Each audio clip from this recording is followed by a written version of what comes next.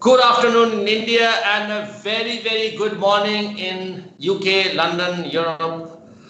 This is Abhijit Nandi Majumdar and welcome to ANM News, and we are once again in a very, very crucial juncture. We had the world leaders speaking to their constituents. Prime Minister Boris Johnson addressed UK a couple of days back, and we had Prime Minister Modi addressing the Indians last evening, and a whole lot of things have come up, but the big story at the moment is whether the lockdown, which has been withdrawn at a gradual stage in United Kingdom and England, how is it evolving? Whether it's a wise decision, whether it's really serving its purpose, whether economy is a bigger threat, or coronavirus is a big threat. So we need to balance between economy and the coronavirus threat. So a huge debate going on, not only in England, not only in India, not only in Europe, but all over the world. Even WHO is a divided lot. That's what we understand.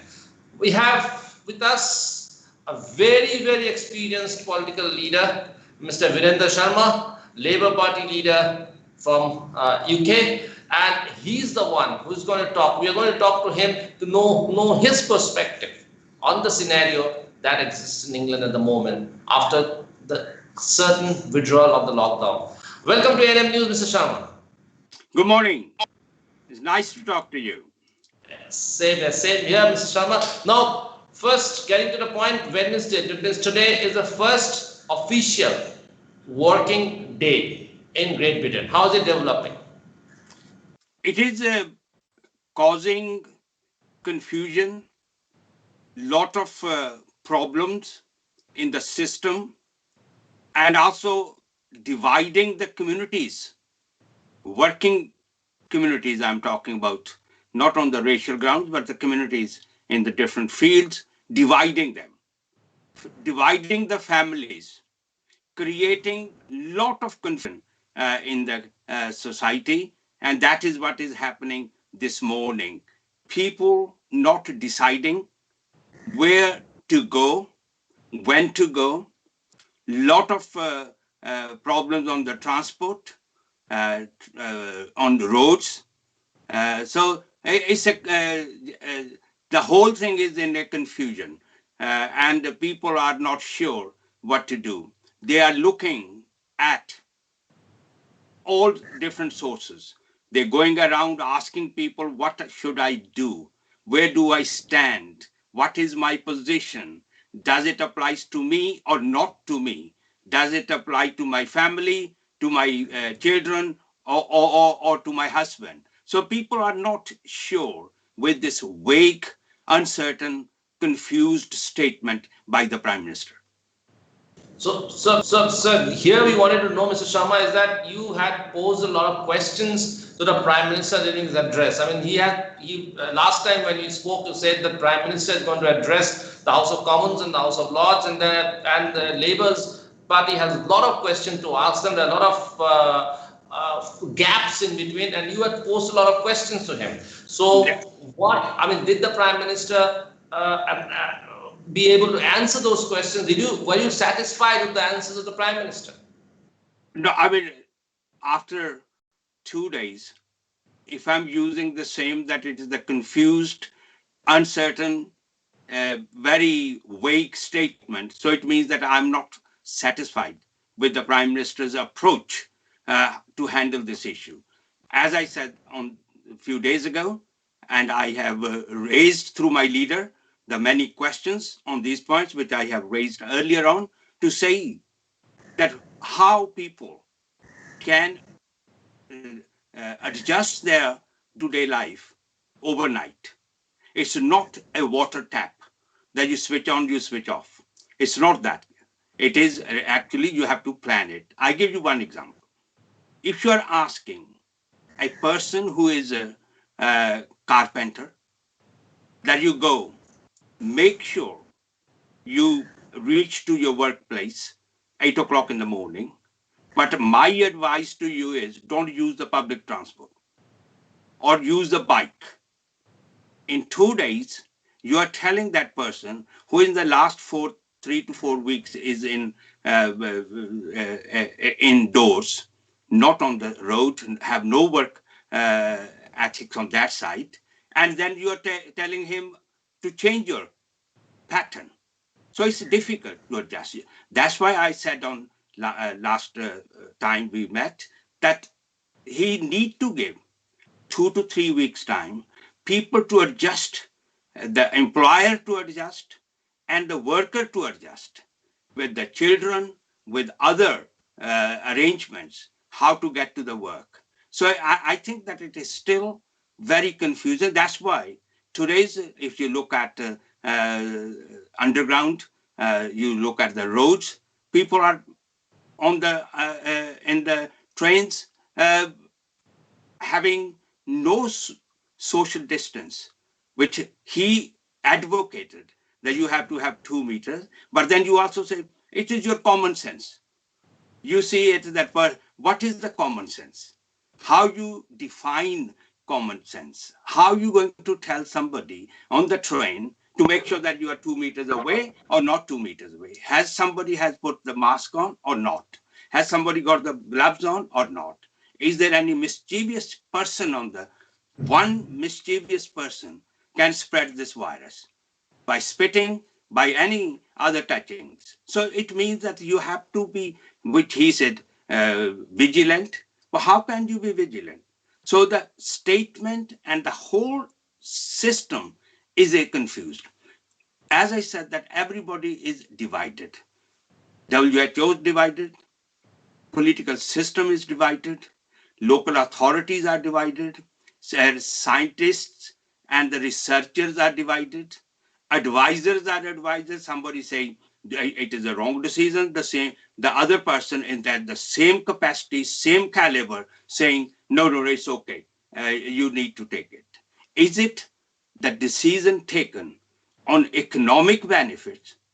It's the fear that economy is going down and down, that we don't care about the human beings, or it is genuinely not knowing how to handle.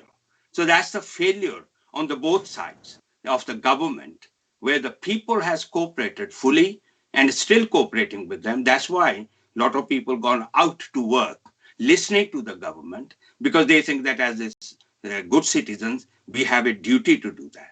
But at the same time, we as politicians and other people in the position of power to think seriously that how to protect the citizens first, economy second.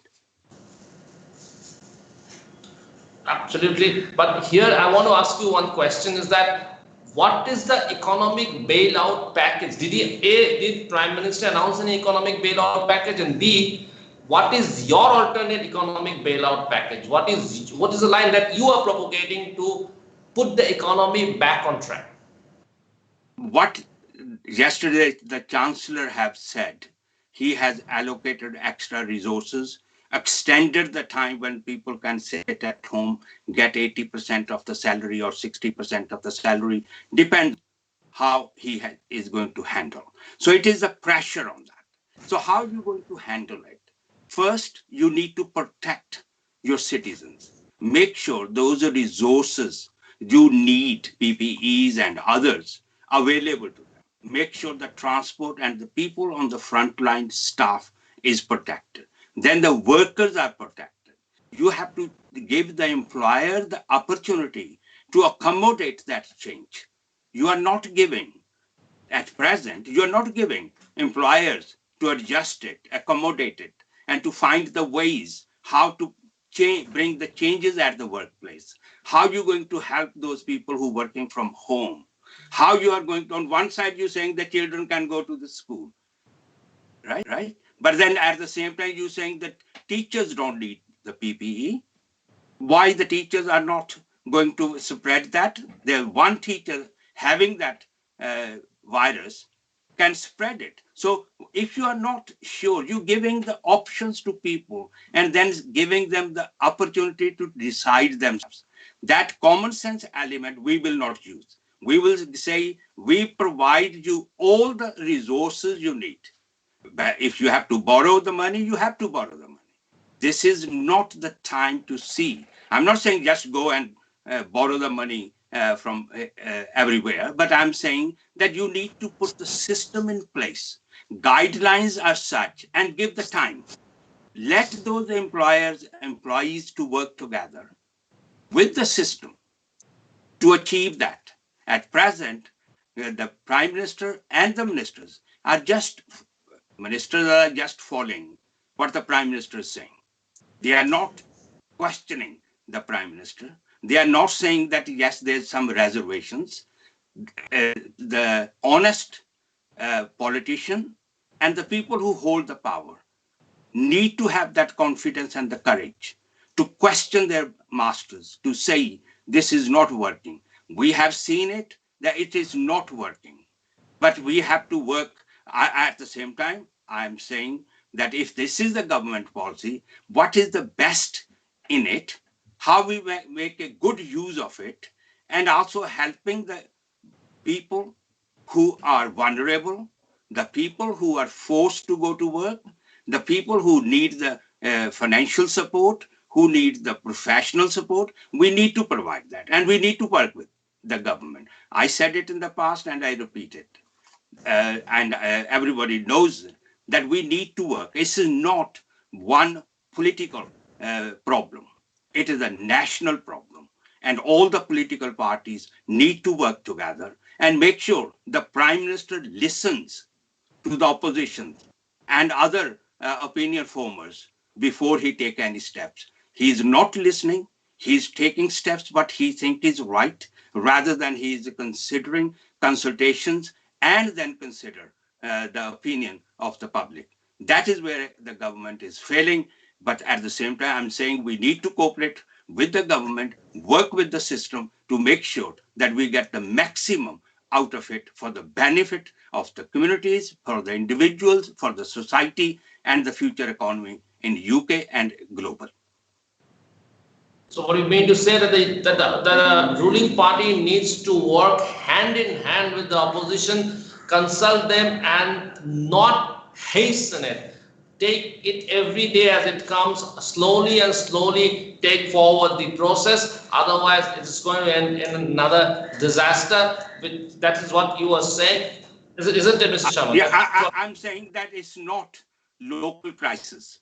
It is not one region crisis. It's a global crisis. We need to work together to make sure that if you are safe in Britain, how long you are going to be safe in Britain?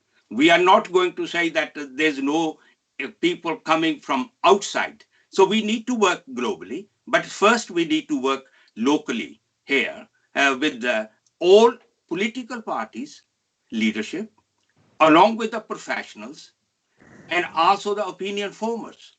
You cannot work in isolation and dictate. This is a democratic system. This is not a system where you can dictate to people. That kind of dictatorship and giving that perception to the public that it's a dictatorship is wrong in democracy. And I think that at present, Boris Johnson, the Prime Minister, is making a mistake. And when he's saying and giving the statements, he's giving the statement as an individual rather than on the government behalf or on the country behalf. Absolutely. Here, there's another question that I wanted to ask you, which is very, very crucial at this juncture. A lot of companies are laying off employees, and there's sudden rise in unemployment. So here, as a seasoned political leader, what is your prescription of stopping this? I mean, putting an arrest to this trend of layoffs and unemployment.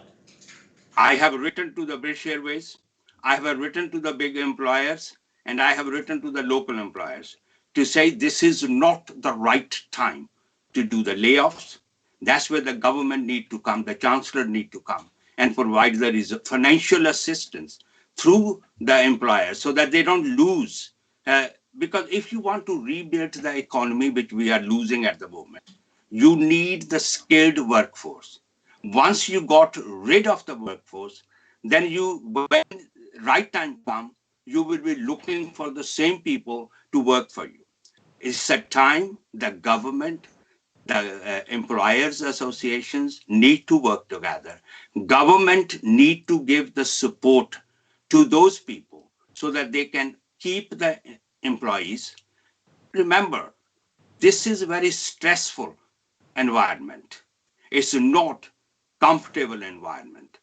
When you're losing the employee loses the job, and then the pressures and the stress that employee have, which increases the stressful society, which could lead into the mental health as well. So it is not the simple issue that you get rid of the employee and nothing will happen. It's the employee leaving, the demoralization you bringing, then the employee sitting at home, not contributing in any shape and form, then the employer looking for, once the economy going to be restarted, you need to start your workplace. Then how are you going to get these people back? Why can't you provide the resources to the employer and the employee, not to protect the employer, but also protect the jobs so that people can carry on? When the right time comes, when you reopen fully, then the employer don't have to look for the workforce, and the workforce is there in place. You are encouraging the demoralization in the society, frustration in the society, where the workers get stressed, and then that leads to the mental health as well. So it's not, we have seen domestic violence in the present say increasing, mental health issues are increasing, stress in the society is increasing. Moreover, the frustration amongst all or the majority people is increasing. That will demoralize the society, and we need to defend and protect those circumstances so that we don't get into where we have a lot of other issues which not helping the communities and the society in general.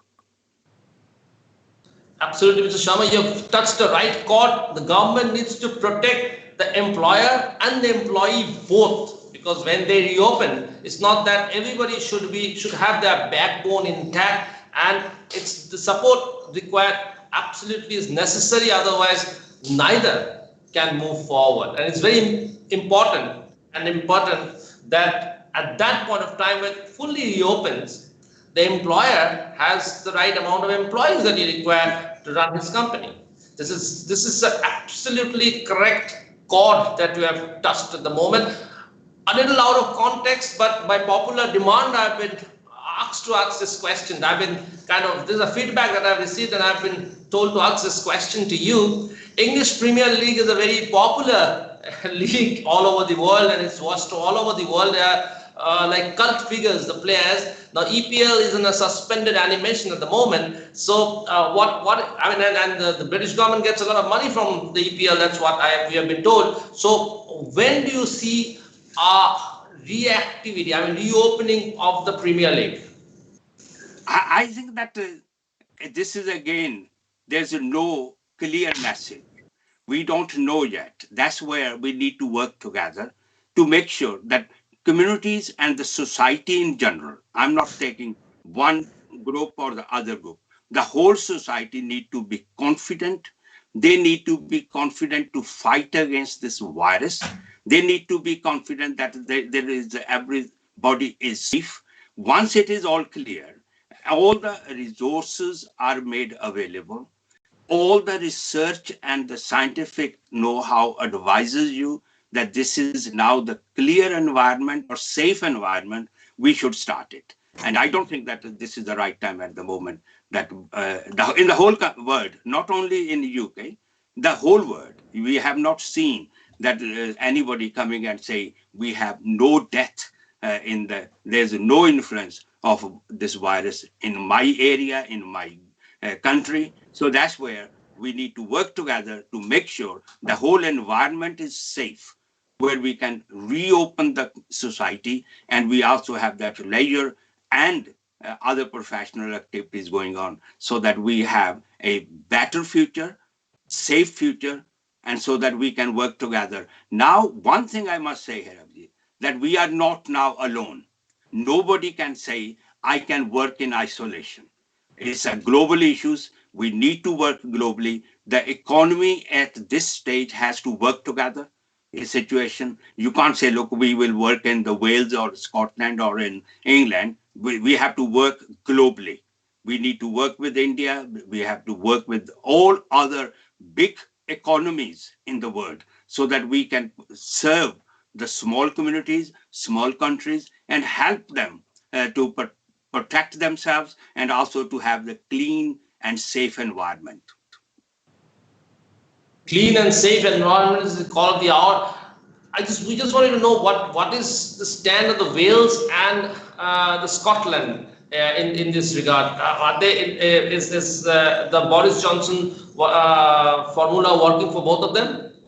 Now that in Northern Ireland, Wales, Scotland, sticking to their old whatever initially their position was, they are working with the English government, Westminster, with Boris Johnson, and they're working as together, but making sure that their local communities are safe. They are not forced to get out. They are not giving any confusing messages. They are very strict and clear to give the message to their own communities to make sure that they are safe and they are not caught into any trap later on.